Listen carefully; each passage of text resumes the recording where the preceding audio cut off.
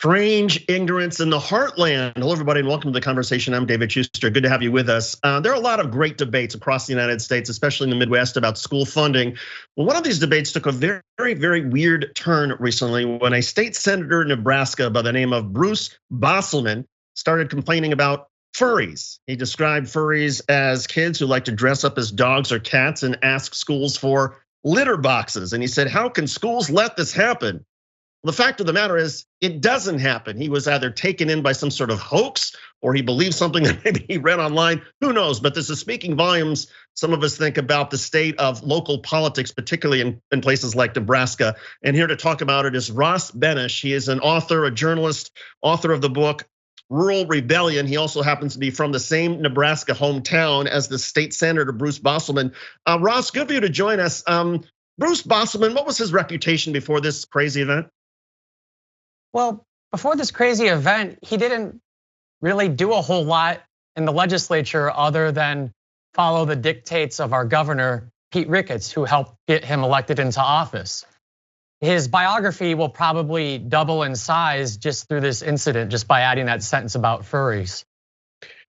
Any idea how he got onto the furries issue? I mean, it's not really an issue. There have been several hoaxes. There's some pranks. Some kids have sort of gotten into trying to convince people that this is real. But how did he get suckered by all of this? I don't know exactly how he got suckered to believing it, but he said that he was following this Facebook group where there was a discussion about this. And it was this Nebraska, politics Facebook group essentially where someone posted about it and said, oh, we heard this rumor about litter boxes. And instead of calling schools or walking into them to verify, he just went on the legislature and admonished everyone in the education system for letting this atrocity happen. And as part of his alleged atrocity, he described how he had heard that there was a student who was not given a litter box, who wanted to be a furry, who instead decided to defecate right there on the floor. And State Senator Bosselman said, really? Well, if he didn't know it was real and he's just going based on some Facebook, but what does it say about him and his sort of responsibility in terms of public discourse? Well, what it says is that we have a lot of people in elected office who don't deserve to be there. Bruce Bosselman was elected in 2016 because a lot of dark money helped him, and so did our vindictive governor. The guy who used to represent this district, his name was Jerry Johnson. He had previously been a mayor of a small city. He was, a civil servant, and he voted against the governor on the death penalty. And following that, a slew of ads came in against him, and he was ran out of office. And then the guy that replaced him was Bruce Bosselman, who, in addition to the furries thing, has also been supportive of giving the governor more control over our public power system, which is unfortunate because Nebraska is the only state in the United States that has entirely public power. There does seem to be something about this particular part of Nebraska, maybe something in the water that you can enlighten us on, because also this is an area that is represented in Congress by Jeff Fortenberry. He was recently convicted of lying about taking foreign campaign money. And again, he's the congressman who represents this particular area. Ginny Thomas, the wife of Supreme Court Justice Clarence Thomas, who's been associated with January 6th and asking the former White House chief of staff to try to do what he can to try to help throw the election. She's from this part of Nebraska. What is it about this particular area of the state?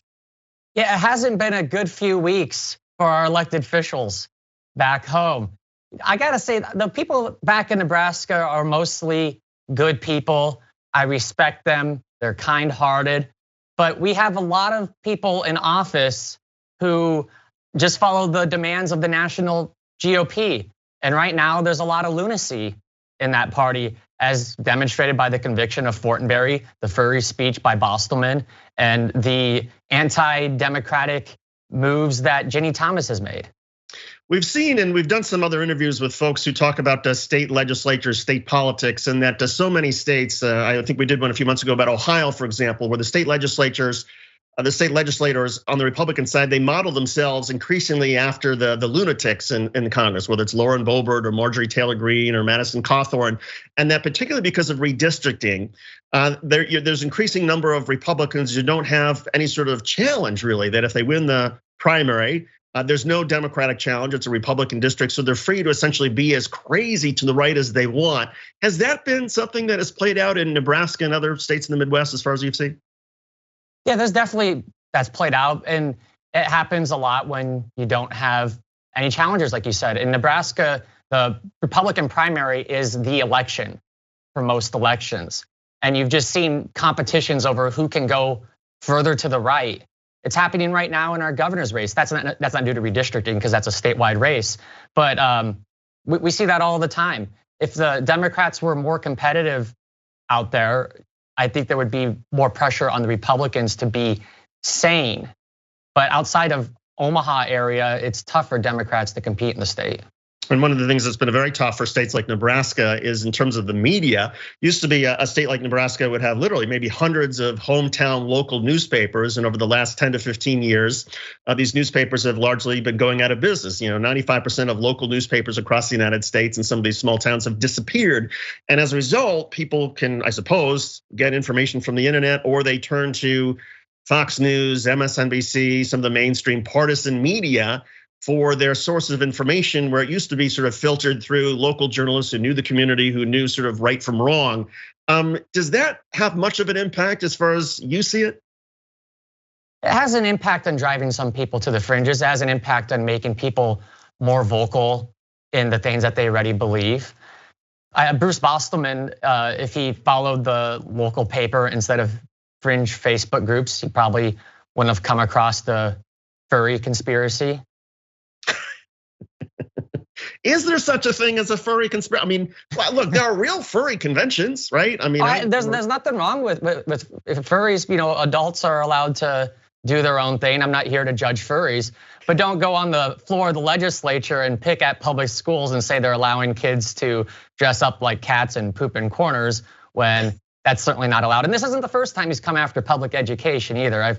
I've seen transcripts of speeches where he's come after the university for leaving lights on the football stadium's field they do it for security purposes, but he was saying, as taxpayers, why do we waste money on this,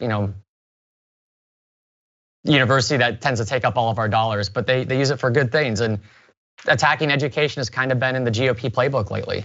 And has his argument been that, well, if we sent money to private schools or homeschools, that this wouldn't happen? Because obviously, kids in private schools can be just as mischievous as kids in public schools. I haven't seen him personally make that argument or push for it, but our governor has been a big advocate of the school choice movement and vouchers and all these things that haven't been popular in Nebraska. And there have been petitions circulating to try to get our democratically elected Board of Education eliminated and give control over that to the governor. Yeah, that seems to be playing out in a lot of places, and these battles, particularly local school boards, have been very intense. I'm originally from Indiana, so I've got a certain sort of my heart is with people from the Midwest. I think like there's a certain earnestness and sort of calm and conscientious sort of approach of Midwesterners, whether it's Indiana, Illinois, Nebraska, Iowa, et cetera.